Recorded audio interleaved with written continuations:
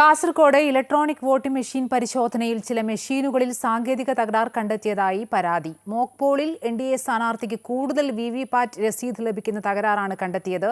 സംഭവത്തിൽ എൽഡിഎഫ് വരണാധികാരിക്ക് പരാതി നൽകി. അതേസമയം മോക്ക് പോൾ ആരോപണം തെരഞ്ഞെടുപ്പ് കമ്മീഷൻ തള്ളി. കാസർഗോഡ് നിയമസഭാ മണ്ഡലത്തിലെ ഇലക്ട്രോണിക് വോട്ടിംഗ് മെഷീനുകൾ ഗവൺമെന്റ് കോളേജിൽ പരിശോധിക്കുമ്പോഴാണ് ചില മെഷീനുകളിൽ സാങ്കേതിക തകരാറുള്ളതായി കണ്ടെത്തിയത്. കമ്മീഷനിംഗ് സമയത്ത് നിശ്ചിത ശതമാനം ഇവിഎമ്മുകളിൽ മോക്ക് പോൾ നടത്തുമ്പോഴാണ് 4 ഇവിഎമ്മുകളിൽ പ്രശ്നം ശ്രദ്ധയിൽപ്പെട്ടത്. ഏത് സ്ഥാനാർത്ഥിക്ക് വോട്ട് രേഖപ്പെടുത്തിയാലും വോട്ട് രേഖപ്പെടുത്തിയ സ്ഥാനാർത്ഥിക്കൊപ്പം എൻഡിഎ സ്ഥാനാർത്ഥിക്കായി 2 വിവിപാറ്റ് റെസീറ്റുകൾ വരുന്നതായാണ് കണ്ടെത്തിയത്.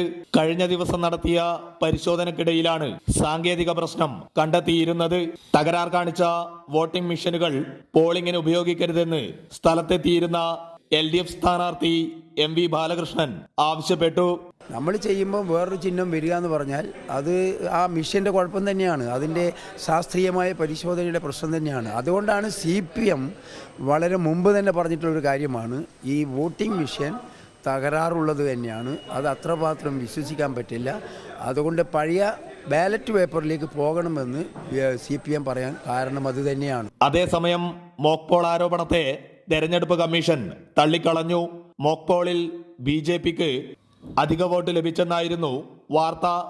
സംഭവം സംബന്ധിച്ച് റിട്ടേണിംഗ് ഓഫീസറുടെ റിപ്പോർട്ട് തെരഞ്ഞെടുപ്പ് കമ്മീഷന് നൽകിയിട്ടുണ്ട്. ഈ വിഷയത്തിൽ തെരഞ്ഞെടുപ്പ് കമ്മീഷൻ സുപ്രീം കോടതിയെ സമീപിച്ചു.